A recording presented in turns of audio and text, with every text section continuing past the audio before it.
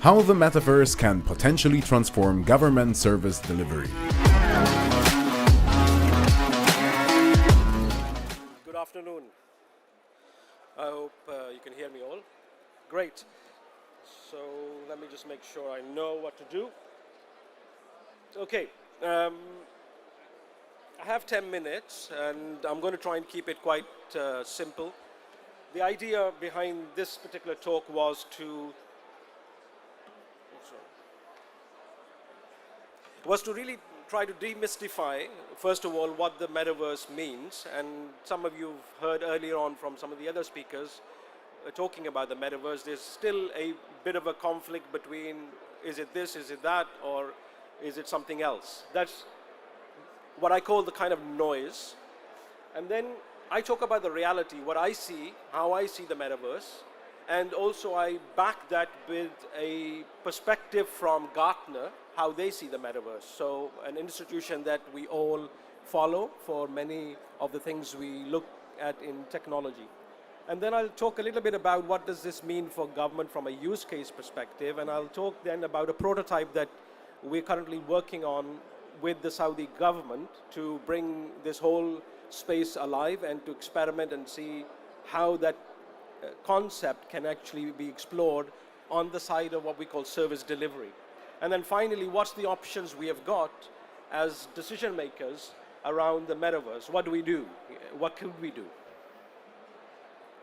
So first of all, talking about the noise, I'm sure when I put this slide up, that's how you potentially see the metaverse subject conversation today. At least that's how I see it. There's so much information flowing that I am not able to figure out what does it mean, or I wasn't able to figure out. So I went on a journey of my own to try and discover and simplify for myself to understand what does the metaverse mean, to be able to get to a picture of the real reality of the metaverse. And in this, of course, we have people talking about avatars, we have a lot of noise around meta-humans, we have blockchain, NFTs, you name it, augmented reality, virtual reality, extended reality, artificial intelligence, digital twins, of course crypto, we cannot leave that behind, and Web 3.0. And on top of all of this, DAOs becoming the subject of the metaverse. What it is in reality, or how I see it in reality, is this: a simple 3D virtual digital world which is online. And the online part is extremely important, because if it's not online, frankly, it is not the metaverse for me. You may have a different perspective. Why? Because by definition, metaverse has to see something new than what existed before. And if virtual reality existed, so you could get onto a headset and experience something, then it can't be metaverse. It didn't exist. So what is it that is new about the metaverse is that we're talking about a virtual online world. Now, don't take my word for this. Let's go to Gartner. Or before going to Gartner, let me talk about the three perspectives of how I see the metaverse itself. So let's go with me for a second and agree that yes, it's a 3D virtual world. On the one extreme, you can actually look at taking a real world experience and recreating it in a 3D online experience. So it's where the most likely the digital twins of the world will fit. So it's something physical that exists today, and I'm going to recreate it in a virtual space online so we can all go and access and experience it. On the other extreme, you could have totally imagined worlds. These worlds don't exist, and I've created, an artist has created, our imagination is created. It has no connection to the real world of today. So it's not a digital twin of Dubai. Maybe I'll create a new city, a new country, or a new experience, which is totally different. And then in between, you have the hybrid. You could potentially have the fusion of the two. Part of it could be a real world experience or example, which I have now, through my artistic license, recreated or reimagined how it could be. So it could be I create Dubai, but I augment Dubai into different ways where it doesn't exist physically today. So I give it a bit more of a, you can say, an experience that is between the virtual world, a new world, and the existing world. So these are the three places where I see most of the experiences being emerged on the metaverse, whether they are just pure digital twin, physical related of today's world, or they are some virtual, or there's some hybrid between the three. And all of those things which I threw at you, NFTs, avatars, all of those have a role to play within these worlds. It doesn't mean that they don't exist. They exist. Like in any physical world, we have many things around us that we interact with, we use. We use physical currency in this world. We may come to a physical space. We may use a product of some sort. So think of these, all of them, either are products or enablers that will enable and play a role in this virtual world, whether it's the digital twin or the very immersive, imagined worlds. From Gartner's perspective, when they look at this subject of the metaverse, they describe it technically as a collective virtual shared space. So pretty much a 3D experience created by the convergence of virtually enhanced physical and digital reality. So you can think of that, they're talking about the hybrid space, but it could be either. They further go on to simplify this and say that if we were to really simplify it for the sake of simplicity, then we can look at this as the metaverse is the next iteration of the internet. So how, which, if you imagine how the internet started with bulletin boards, and now it became independent destinations, online spaces. And eventually these destinations like YouTube, Facebook, etc. emerged as different societies of their own. This is how they are seeing the metaverse evolution as well. It's very early stages, but the idea is we're talking about an online physical world or a virtual world created. So what does it mean for governments? What could be the use cases? One of them is around the service itself. So most service centers physically that exist, or maybe through a phone contact center, you can look at imagining this happening in an immersive environment. Personally, for me, when I think about the experience with government services, and we go back hundreds of years, we were looking at it one-to-one. I would be able to walk into a government office and get a service. Technology came in between that physical relationship. And over the period of time, it had to, because it wasn't practically possible for us to deliver services to millions of people. What the metaverse is doing, and the jury is still out, but it is going in a direction where I could actually get online and have a conversation with a meta-human, just like I'm having a conversation with a human being, but it becomes one-on-one. And I may not know that this is not actually an avatar of a physical person, or is just a totally AI-based meta-human. So that barrier between going to have a conversation and looking to get services from your government servants who are serving the public is going to transform, in my opinion, over the years to come. How long would it be before I will be able to have a conversation with you and all of you at the same time through the metaverse? I physically can't do that on a one-on-one basis with all of you. But imagine the technology shift that is taking place with AI will allow for me to even give a presentation or have a conversation at the same time with hundreds of people.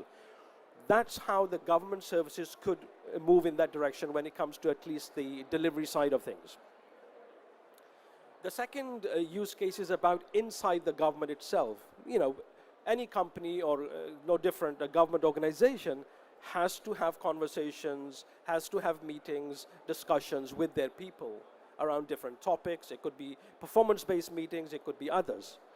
Could the metaverse be the bridge? We've already seen the shift from the physical to the virtual by the different Zoom meetings, team meetings that have been basically taking place and which got pushed, fast-tracked because of COVID-19. Could we further enhance that to create spaces that are for governments or for the employees where they can actually meet and have discussions and have those one-to-one or one-to-many conversations? That's a space which is being explored more, faster than the actual service delivery side of things. The third is around events and collaborations. Like any business, governments also do a huge amount of events and collaborations. And this is another place where, in the virtual world, we could be recreating these kind of events or collaborations, so making it easier for many people to meet together, whether you are locally based or you're based in the region or globally based.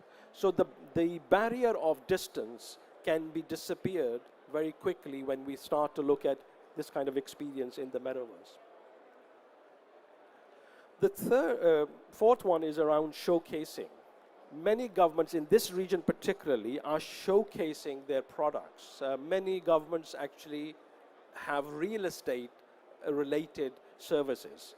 So it can become quite a good space for showcasing your products and services in a way that is maybe more immersive, cheaper, easier. And then finally around virtual experiences. Now this can be quite broad, and especially for this region, I'm seeing tourism as one of them which will be explored as an opportunity. So where you can actually physically go and experience something that exists in the real world, but you see it for yourself and you can experience as if you were there and get the feel for what it would be like to be on ground in that particular place. And this could apply to many things, especially in this region, as I mentioned, around the real estate side or the tourism side of things. Now, the prototype that we're working on is to take one service that the Saudi Arabian government provides to its citizens around housing. So how can we take that service which is provided, and especially around building a house, and take the whole journey that you go through, there are around 5 steps in that journey, and recreate that in the metaverse. So the prototype is in the making. Hopefully next time I should be able to actually share with you what the prototype looks like. But this is just an attempt to experiment and see whether the concept of the metaverse could be used by governments to deliver their services. So if this prototype is built and launched and tested, what will happen is a user will be able to go into a 3D version of a government website, which we are calling, let's say for now, the metaverse, where they will be able to select their avatar. That avatar will be connected to their profile that exists in the government, that contains all your biodata, all your necessary authenticated information that you are required to be able to consume that service. So when you go, you will actually interact with a meta-human who will meet you and ask you, what is it that you're looking for? They will then guide you towards the steps you need to take, and you will take each one of those steps, and as you go through that step, step by step. And the way we are trying to conceptualize this is as a building. You go from ground floor to the first floor, to the second floor, to third and fourth. At the fourth floor, you complete your journey, the 5-step journey, and you actually get the NFT. So each stage you're getting an NFT for something that you're completing, like for example, getting your permit for building your house, getting the permit for your connection of the utilities, all the way through to the last, you will get actually an NFT of the key, the smart key for getting into your house. So that's the prototype that we are working on at the moment. And hopefully within the next, I would say 3 to 6 weeks, we will be ready. Now in terms of options, I'm conscious of time. So very quickly, I'm just going to talk about 3 options. So the way I see at the moment is either I'm going to be diving in and not caring about what could be the future, but I'm just going to dive in and I'm going to go for it and see what happens. Or I'm going to be somewhere here where I'm going to wait and see. I'm going to take my time. I'm going to let others experiment, explore, and maybe they'll be successful, maybe they won't, and I will learn from that and I will do something. Or I could be somewhere in the middle where I want to explore, I want to still experiment. I don't want to go full in, but I want to experiment. And a bit like the example I gave you for the Saudi government, where they want to tip the toe in the water, experiment, and see what it could be, and then if they are comfortable, they will go all the way forward. So for us as leaders, as decision makers, we will have to sit somewhere in these. Obviously, if you want to be a leader in this position, you have to be aggressive and dive right in.